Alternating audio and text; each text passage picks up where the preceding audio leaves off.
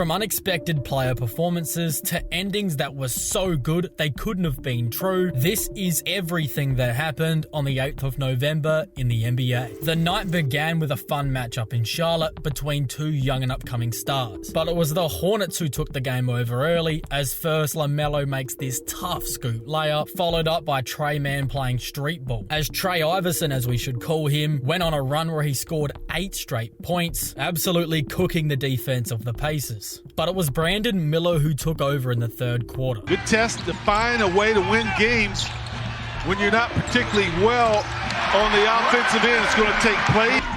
Still plenty time. 5 on the shot clock. That's what I'm talking about.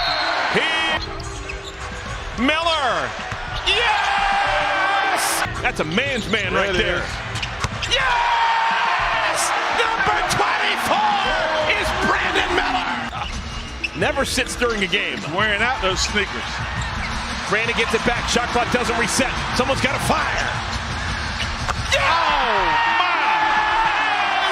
Hey, when you go on a run like that, you can have your MJ Shrug moment. However, for Indiana, they do have some real questions that need to be answered, and all of them have to do with the play of Tyrese Halliburton. Even though Siakam and Turner have been solid, Hallie's superpowers have appeared to have been zapped, as in the game he shot just 2 of 11 from the floor and hasn't looked the same since that hamstring injury he suffered last season. He was outplayed by LaMelo in the game, who put up 31, 7, and 6, while the man of the hour for Charlotte, that being Brandon Miller, gave them an effective 29, 6, and 6 on 58% shooting, as the Charlotte Hornets improved to 4 and 5 on the season. Meanwhile, in Memphis, Tennessee, a meaningless clash between the Grizzlies and the Wizards quickly turned violent. Kennard for 3. It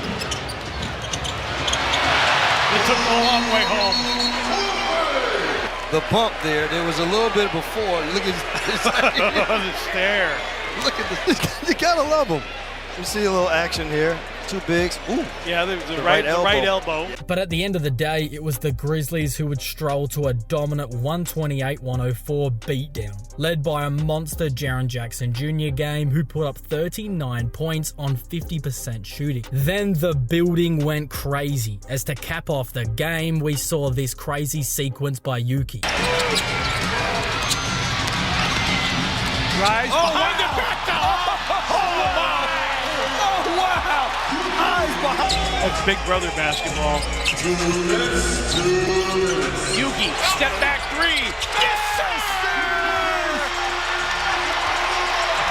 Yes. Also, the Grizzlies have managed to find yet another elite backup point guard for Ja, as Scottie Pippen Jr. gave the Grizz 11 points, 10 rebounds, and 11 assists on 4 of 8 shooting. But now we move our attention to Dallas, Texas, where we were treated to an instant classic between two teams who are deep in a rivalry. With the Mavericks looking to get back to the NBA Finals this season, and the Suns looking elite under their new head coach Mike Budenholzer, this was going to be a battle for supremacy in the Western Conference, and it did not disappoint. Early, it was Phoenix who could not miss, making 61% from 3 in that first quarter for 36 points, as they led Dallas by 10 after 1. Then early in the second, Josh Okogie made a statement play. He's a good player. He's got a lot he can add to us. Thanks for your time, Coach. Michael, please. Phoenix overall just looks so much better this season because of the ball handling and playmaking ability of Tyus Jones, something they just didn't have last season. And in the game, that was a big takeaway, as Jones gave the Suns 17 points and 5 assists. But in the second half, it was Dallas that came rocketing back into the game, as led by their dynamic duo of Luka and Kyrie, they combined for 33 points in that second half, with Kyrie in particular being spectacular, shooting 72% from the floor in that second half. Down the stretch of the game, it was everything we could have ever hoped for, as with Dallas up 1 with 3:40 to play, Kyrie Irving pulls this deep transition triple and buries it. But right back the other way, his former teammate on the Nets, Kevin Durant, had something to say, as he clapped right back with one of his own. Then with the game in the balance, it was Yusuf Nurkic of all people who crowned himself as the hero, as he had a putback slam and an uncontested layup because Gafford had 5 fouls, and then with just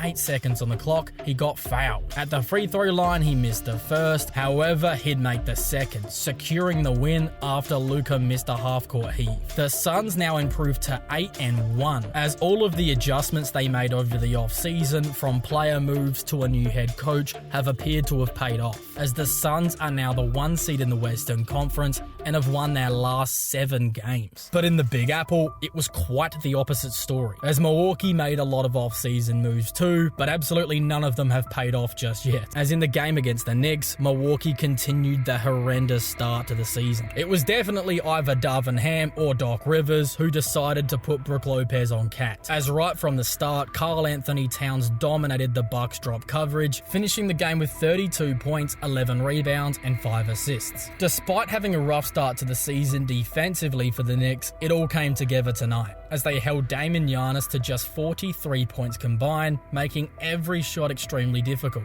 as the Knicks strolled to a 116-94 win to improve to 4-4 on the season, good for the 3rd seed in the Eastern Conference. But the team who is atop of the Eastern Conference right now is the Cleveland Cavaliers, who are Boston. That's a question I want your thoughts on in the comment section down below. But speaking of Boston, they only had the Brooklyn Nets coming to town. Sure, should be an easy win, right? Wrong, as despite Brooklyn shooting just 26% from 3, they were able to stay in this game because of their order, as even though this game went to overtime, Boston would hang on, coming away with a 104-108 victory. In Detroit, a near meaningless game between the Hawks and the Pistons turned into a thriller down the stretch. For most of the game, the Pistons held a lead. However, the tides began to turn early in the 4th, especially after this brutal slam by Larry Nance Jr. as he dunked over 2 Pistons. Late in the 4th quarter, it was a battle between 2 young point guards, as Trae Young and Cade Cunningham were going blow for blow. With the screen,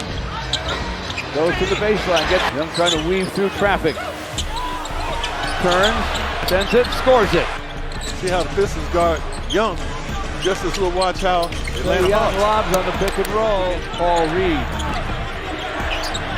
Looks around Reed. But here it's Jaden Ivey who connects on the foul and 1 to give the Pistons a buffer. But it wasn't over, as down by a point, Cunningham would make this incredible finish to give the Pistons a 1-point lead. Then with the ball in Trae Young's hands, needing 1 bucket for the win, Cunningham came up clutch on the defensive side of the ball, swatting a Kongwu under the basket, as the Pistons secured the 1-point win. This was a truly entertaining battle between 2 young guards, as Cunningham's 22 points, 11 rebounds and 13 assists bested Trae Young's 35, 13 and 2 steals. Then in Lakerland, JJ Redick made a massive adjustment, as after D'Angelo Russell put forward one of the worst games I've ever seen, he was benched in this one, as Cam Reddish would start in his place for better defense in the opening minutes. And in this game it worked, as the Lakers started with good energy and put up 36 points in the 1st quarter. Another positive side effect of benching Russell was to allow Reeves more touches, and he did not disappoint, giving the Lakers 20 points, 6 rebounds and 7 assists, making 6 of 10 from downtown. Then for D'Angelo Russell, he took the benching in the right way, as he was able to give LA 18, 2 and 3 on 58% shooting, making the most of his minutes off the bench. Coming into the game, the Lakers' 3-point shooting was not a strength of theirs, ranking 27th in the NBA for 3-pointers attempted. But in this one, they were shooting them, surpassing their usual 32 attempts and 11 makes, hitting 16 of 35 from downtown. For the Sixers, there's still no Joel Embiid, and in this game there was no Tyrese Maxey, leaving Paul George alone in his 2nd game with the team. But it wasn't all doom and gloom for the Sixers, as Jared McCain came into the game and balled out, giving the Sixers 18 points off the bench. But ultimately it was the Lakers who pulled off a 116-106 victory, behind 31-9 and 4 blocks from AD, who's playing at an MVP level right now, and the ageless LeBron James, who had a monstrous triple-double of 21 points, 12 rebounds and 13 assists, with 3 blocks on 9 of 14 shooting. Now in Oklahoma City, the Thunder improved to 8-1 with a dominant win over the Houston Rockets, as Chet and SGA combined for 58 points, with Shea building upon what he hopes to be an MVP caliber season. OKC have depth absolutely everywhere, as in the game 6 players were in double digits and 7 guys made at least 1 3. This kind of depth is something they can count upon every single night, as it takes so much pressure off the stars to have to perform at their A game, which in turn should see them go into a postseason fresher than every other team,